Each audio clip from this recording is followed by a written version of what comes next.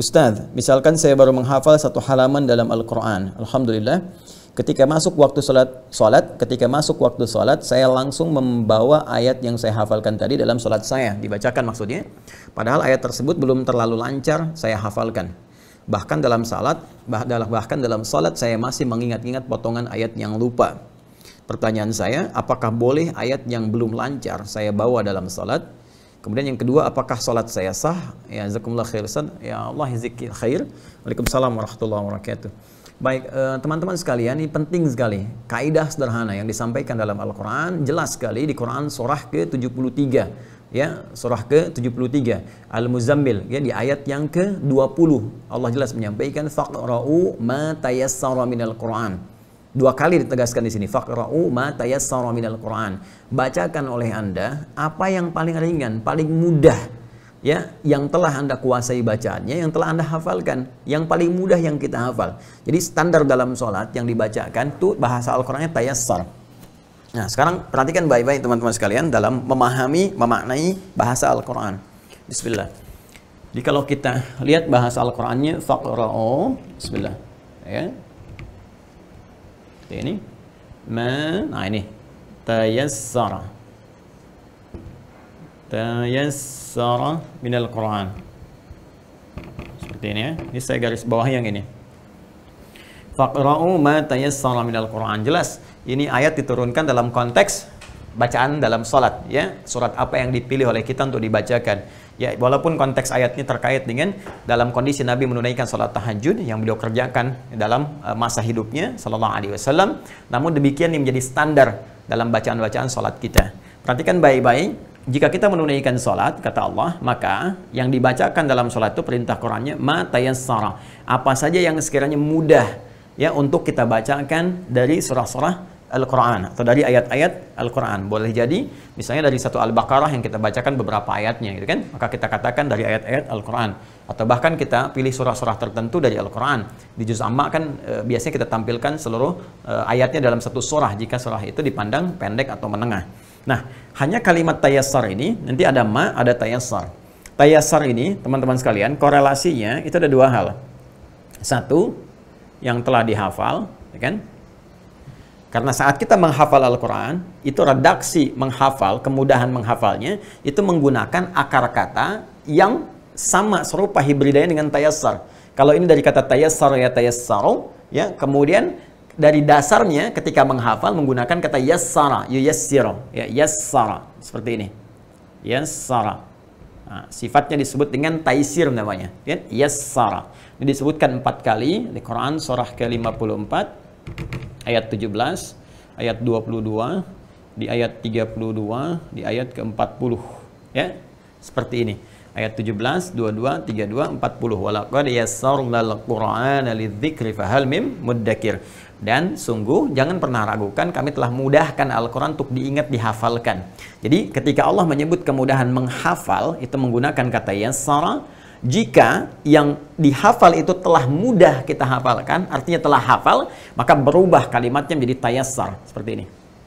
Jadi ketika Allah sampaikan, kami telah mudahkan, Allah memudahkan, yassara itu memudahkan, yassarnal Quran, kami mudahkan. Jadi Allah memudahkan kepada kita untuk menghafalkannya. Begitu kita hafalkan dan menjadi mudah hafalan itu, maka berubah kalimatnya menjadi tayassar.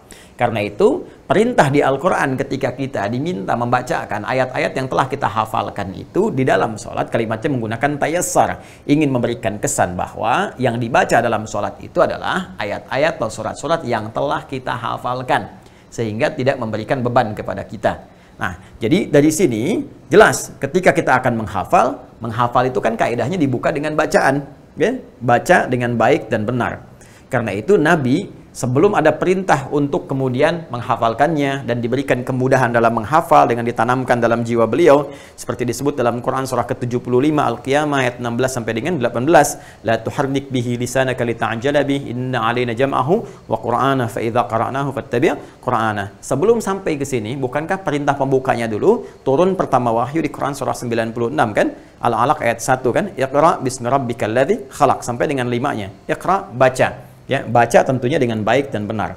Jadi yang dibacakan dalam sholat itu, satu, harus hafal bacaannya. Yang kedua, bacaannya baik dan benar. Karena itu, biasanya kaidah-kaidah dalam penunaian ibadah itu, kami para penghafal Quran atau bahkan para imam, itu dianjurkan untuk menghafal dulu sebelum menunaikan sholat.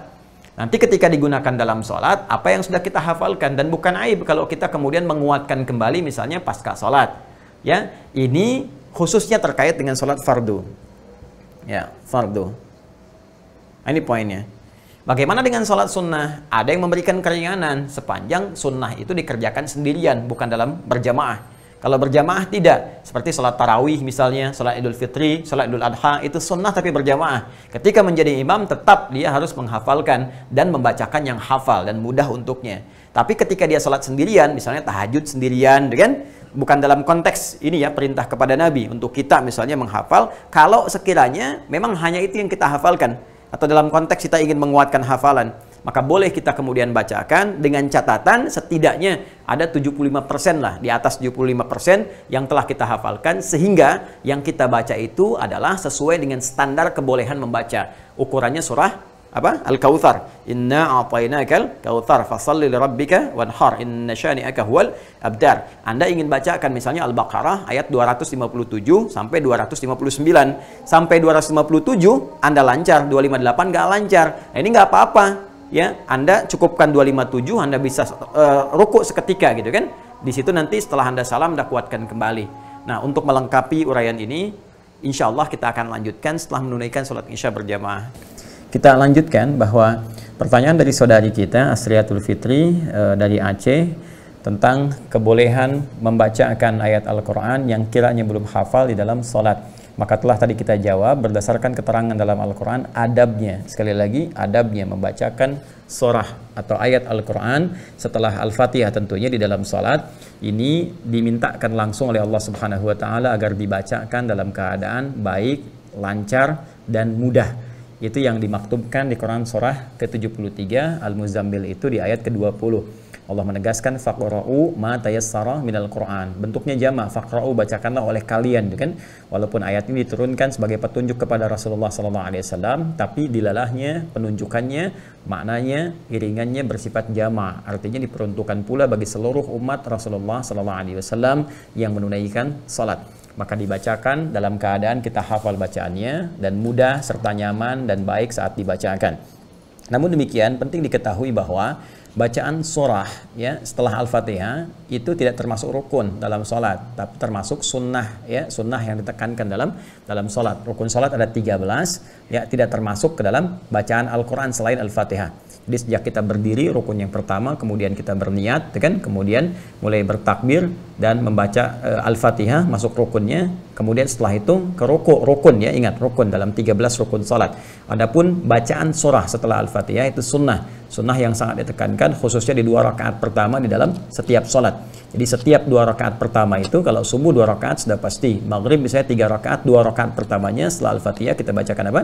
Bacakan surah. Maka yang dibacakan itu sifatnya sunnah. Artinya, kalaupun misalnya bacaan kita tidak sempurna dalam bacaan Al-Quran tadi, maka tidak menggugurkan sahnya sholat. Jadi sholatnya tetap sah, namun barangkali dalam konteks sunnahnya tidak tertunaikan dengan sempurna. Kalau sekiranya yang kita pilih bacaan-bacaan yang belum hafal sepenuhnya. Nah, jalan terbaiknya adalah tadi, jika memang ada hafalan yang belum seutuhnya kita hafalkan, paling minimal terpenuhi syarat minimal bacaan surahnya, yaitu sejumlah atau seukuran surah Al-Kautsar. Inna a'tainakal kautsar fashalli lirabbika wanhar inna syani'aka huwal abtar. Seperti tadi saya contohkan sebelum Isya, bahwa kalau Anda memilih membaca Al-Baqarah misalnya dari ayat 257 sampai 259, dari Allahu waliyul ladzina amanu yukhrijuhum minadh dhulumati ilan nur, dan seterusnya ayat sampai 259. Tatkala Anda sampai ke 258 macet misalnya, ya, dan sulit untuk dilanjutkan di tengah-tengah, ya, Anda mencoba mengingat tapi sulit, nah Anda bisa kemudian melanjutkan langsung ke rukuk ya, dalam kondisi demikian karena sudah setara bahkan melebihi kadar Al-Kautsar tadi. Tapi kalau sekiranya Anda ingin pindah surat pun kepada Al-Ikhlas misalnya, itu nggak ada masalah, pindah surat langsung kemudian Anda bisa rukuk. Dan ini kondisinya, pertanyaan yang kedua, apakah salatnya sah? Ya, salatnya sah. Salatnya sah, namun adabnya sekali lagi kalau ingin disempurnakan maka usahakan lancar sebelum itu, khususnya salat fardu. Ada beberapa keringanan dalam salat sunnah seperti yang saya sampaikan tadi di awal sebelum salat isya, bahwa dalam salat sunnah sepanjang bukan salat sunnah yang berjamaah, Ya, seperti tarawih misalnya, seperti salat Idul Fitri, seperti salat Idul Adha, dan posisi Anda menjadi imam. Maka kalau menjadi imam tetap yang paling diutamakan, ya, syarat utamanya adalah hafal bacaan salat, hafal bacaan Quran, dan dibacakan dengan benar. Ya, jadi kalau Anda salat sunnahnya yang sifatnya sendirian, salat duha misalnya, ya kan? Atau misalnya salat tahajud atau qiyamul lail di malam hari dalam konteks sendirian, dan Anda ingin mempraktekkan hafalan Al-Quran, maka boleh dengan sifat seperti ini. Sepanjang tadi setidaknya Anda ada bacaan yang diutamakan dulu dari 257 sampai 259, setidaknya 257-nya hafal dulu gitu kan. Baru yang lainnya kemudian Anda coba semaksimal mungkin sebelum sholat, Anda praktekkan dalam sholat, itu sah-sah saja dilakukan dan tidak membatalkan sholat. Sekali lagi, tidak membatalkan sholat karena itu bukan termasuk dari rukun sholat.